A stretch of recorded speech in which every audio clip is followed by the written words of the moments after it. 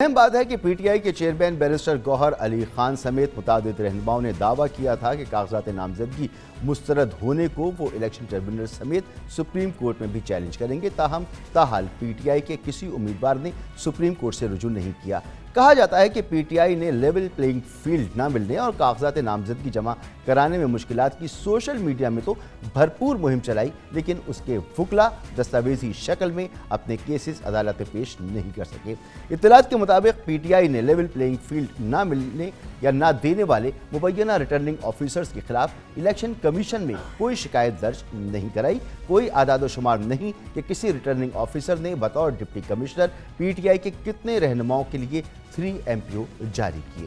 اس تمام صورتحال میں بات کریں گے، ہمارے ساتھ موجود ہیں جناب کامران خان صاحب، پریزیڈنٹ دنیا میڈیا گروپ۔ سر بہت شکریہ آپ کا وقت دینے کے لیے۔ خان صاحب، جو نامنیشن پیپرز جمع ہوئے بڑی تعداد میں جمع ہوئے اور پھر جو ریجیکشنز ہیں وہ بھی بڑی تعداد میں ہوئیں، لیکن صاف نظر آ رہا ہے کہ ایک مخصوص پارٹی یعنی پی ٹی آئی کے نامنیشن پیپرز سب سے زیادہ ریجیکٹ ہوئے ہیں اور اس کی ٹاپ لیڈرشپ اس وقت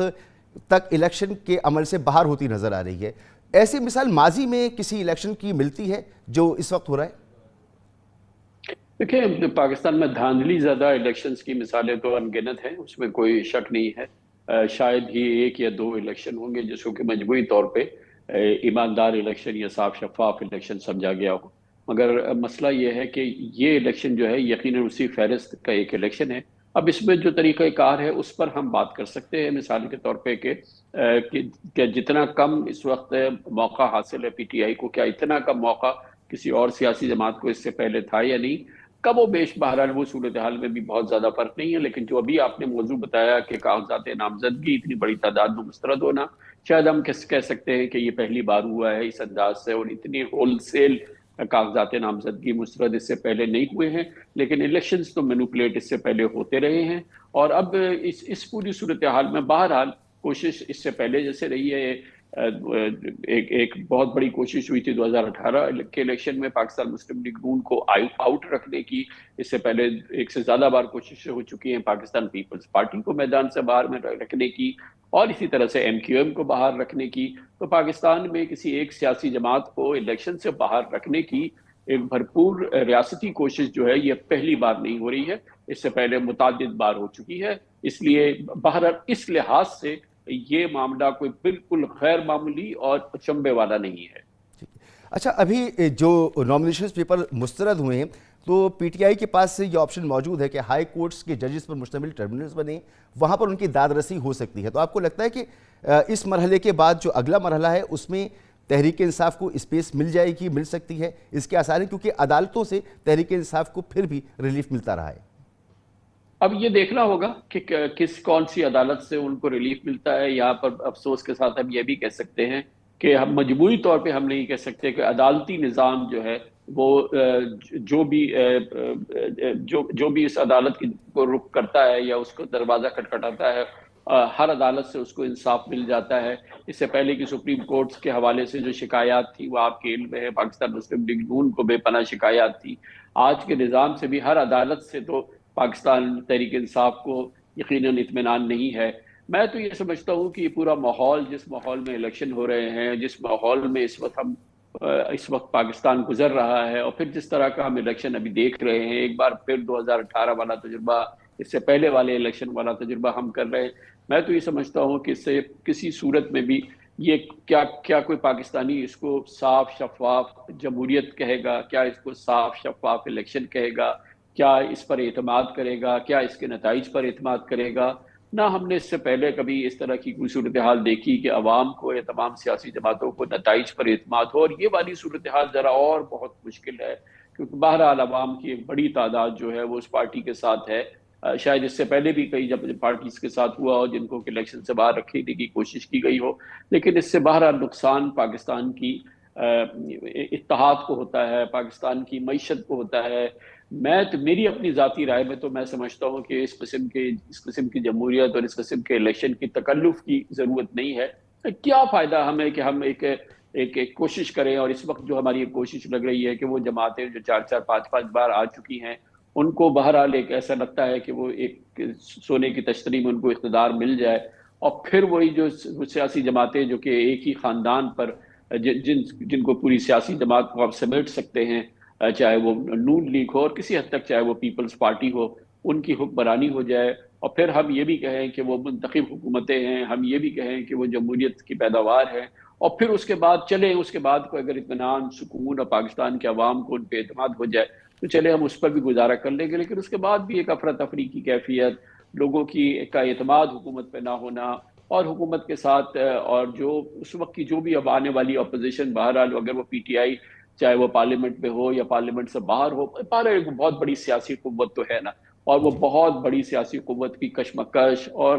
ایک ایسی کیفیت جو کہ کسی طرح بھی پاکستان کی معیشت کے لیے سازگار نہیں ہوگی، قابل قبول نہیں ہے۔ میری اپنی رائے میں تو میں یہ سمجھتا ہوں کہ یہ اس وقت اس انداز کے الیکشن کی کوئی گنجائش نہیں ہے۔ اس سے بہتر ہے کہ الیکشن نہ ہو، اس سے بہتر ہے کہ ملک کی معیشت کو سنبھالنے کے لیے یا سنوارنے کے لیے یا اس کو بہتر کرنے کی جو کوششیں اس نگران حکومت نے کی ہے، خاص طور پہ ایس آئی ایف سی کا جو کردار ہے، اس نگران حکومت کی جو معاشی ٹیم کا کردار ہے، میں تو سمجھتا ہوں کہ وہ پاکستان کے معروضی حالات میں کوئی اتنا برا کردار نہیں ہے۔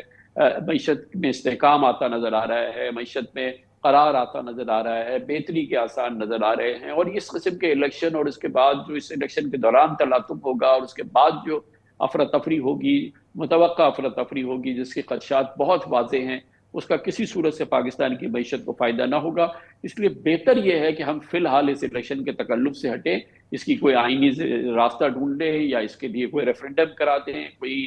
کسی صورت سے عوام کے پاس چلے جائیں کہ کس طریقے سے اس پورے ماحول کے اندر صاف شفاف الیکشن کو جی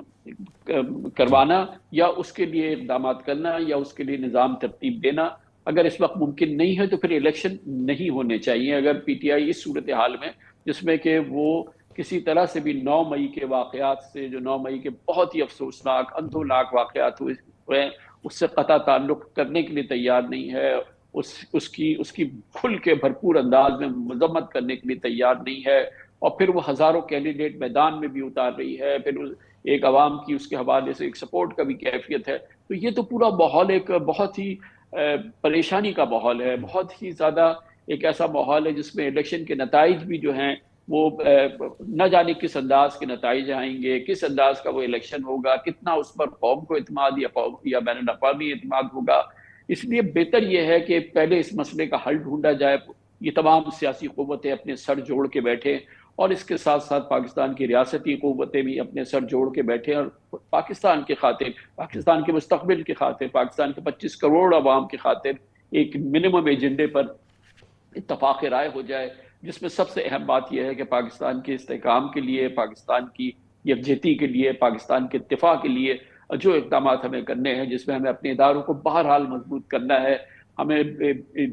سیسا پلائی ہوئی دیوار والی فوج ہمیں ہر صورت میں چاہیے، جو کہ اس وقت ماشاءاللہ کم از کم دفاعی قوت اس کی جو ہے وہ اتنی مضبوط ہے کہ پاکستان پر کوئی نگاہ نہیں ڈال سکتا، کوئی بری نگاہ نہیں ڈال سکتا، مگر اس کے پیچھے پوری قوم کو متحد ہو کے کھڑا ہونا ہے، اس کے پیچھے پی ٹی آئی کو بھی کھڑا ہونا ہے، اس کے پیچھے نون لیگ کو بھی کھڑا ہونا ہے، ہماری فوج کے پیچھے پاکستان پیپلز پارٹی کو بھی کھڑا ہونا ہے، اور تمام سیاسی جماعتوں کو اور ان کے پیچھے پاکستان کے 25 کروڑ عوام کو کھڑا ہونا ہے، ہماری اداروں کے پیچھے، ہماری فوج کے پیچھے، ہماری عدالت کے پیچھے اور ہماری مقننہ کے پیچھے۔ ہم پاکستان ایک متحد قوت کی طرح سے پیچھے کھڑا ہو تو پھر پاکستان صاف شفاف الیکشن منعقد کرے، اور ہم جمہوریت کو اس کی روح کے مطابق اپنے اندر اس کو پرو سکے، اور ہم اس پہ عمل کر سکے، اور اس کا ایک نمونہ دنیا کو دکھا سکے اور اپنے عوام کو بھی دکھا سکے۔ اس وقت تو معاف کیجیے گا، یہ جمہوریت کے نام پہ مذاق ہے، یہ الیکشن کے نام پہ مذاق ہے، تو کیا ضرورت ہے اس مذاق کی؟ پہلے ہم معیشت کو مضبوط کر لیں۔ ہم جو موجودہ حالات کے اندر ایک اچھی خاصی ایک غیر سیاسی حکومت ہے، مگر اس کا یہ مطلب نہیں ہے کہ اب پاکستان میں جمہوریت نہ ہو، الیکشن نہ ہو، ایک غیر سیاسی نظام چلے، غیر پارلیمانی نظام چلے، اس کی قطعی طور پر ضرورت نہیں ہے، لیکن ایک وقت ہمیں چاہیے کہ اس ماحول کو بہتر بنائیں، اور اس ماحول کو بہتر بنانے کے لیے سر توڑ کوشش کریں، اور اس کے بعد پھر ہم الیکشن میں چلے جائیں، لیکن فی الحال اپنی معیشت کو ہم آگے بڑھنے دیں، اپنی معیشت کو ہم سنواریں، اس کو مضبوط بنائیں، اور عالمی سطح پر عالمی اداروں کو بھی ہم بتائیں کہ ہم جمہوریت سے نہیں ہٹ رہے، ہم الیکشن سے نہیں ہٹ رہے، ہمیں ایک بریدنگ پیریڈ چاہیے، ہمیں ایک وہ وقت چاہیے جو کہ ایک مریض کو جو پوسٹ آپریٹو، پہلے اس کا آپریشن ہو جاتا ہے، پھر وہ پوسٹ آپریٹو کیئر کے اندر جاتا ہے، پھر وہ وارڈ میں جاتا ہے، پھر اس کی چھٹی ہوتی ہے، پھر وہ معمول کی زندگی پہ جاتا ہے۔ تو پاکستان کی کو اس وقت اپنے اس ماحول کو اور اپنی اس कशमकश को, जो अंदरूनी कशमकश, अंदरूनी इंतशार, अंदरूनी जो इस वक्त कैफियत है हमारी, एक मैं ये समझता हूँ कि बिल्कुल इत्मीनान नहीं है, कौम को पूरी तौर पे इत्मीनान नहीं है, तो उसको हम एक सिंगल पॉइंट एजेंडे पे ले आए। और सिंगल पॉइंट का मतलब ये है कि पाकिस्तान के इस्तेहकाम के लिए क्या कुछ करने की जरूरत है। सियासी जमातों को सर जोड़ना है, रियासती इदारों को सर जोड़ना है, और उसके बाद हम अगर हम एक मिनिमम एजेंडे पे मुत्तहिद हो जाए, अल्लाह करे किसी सूरत से चंद महीनों के अंदर हो सकते हैं।